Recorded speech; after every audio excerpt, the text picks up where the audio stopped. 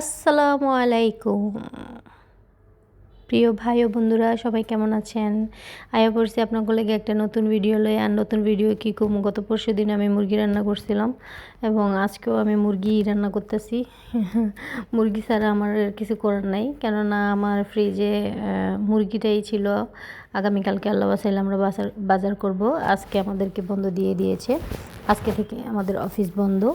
তো চিন্তা করলাম যে অবশিষ্ট যেটুকু আছে সেটুকু আজকে রান্না করে ফেলে, আজকের দিনটা চলে যাবে। তো সবাই বাড়ির উদ্দেশ্যে রওনা হয়েছে, দেশের দিকে, সবাই গ্রামের দিকে ছুটছে, সবাই আপনজনের কাছে গিয়ে একসাথে ঈদ করবে। দোয়া করি সবাই যেন সবার আত্মীয় স্বজনের কাছে গিয়ে একসাথে মিলিত হয়ে সুন্দরভাবে ঈদ করতে পারে। আল্লাহ যেন সবার জন্য সুন্দর একটি ঈদ সামনে রাখে। তো যাই হোক, আমি আগে তেমন একটা রান্না করতে পারতাম না। ইদানিং আমি অনেক ভালোভাবে রান্না শিখে গেছি, ভালোভাবে রান্না করতে পারতেছি, সেটাই আপনাদের সাথে শেয়ার করতেছি। অবশ্য আগে আমি এতটা ভালো রান্না করতে পারতাম না।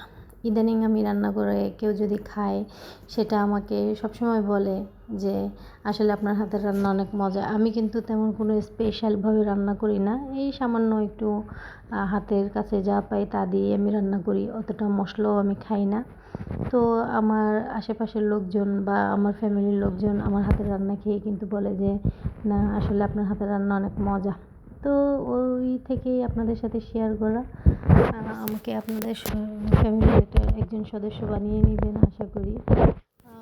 চেষ্টা করছি আপনাদের মন জয় করার জন্য বা মন জোগাড় করার জন্য, বা আমার নিজের সময়টুকু কাজের ব্যস্ততার মধ্য দিয়ে কাটানোর জন্য।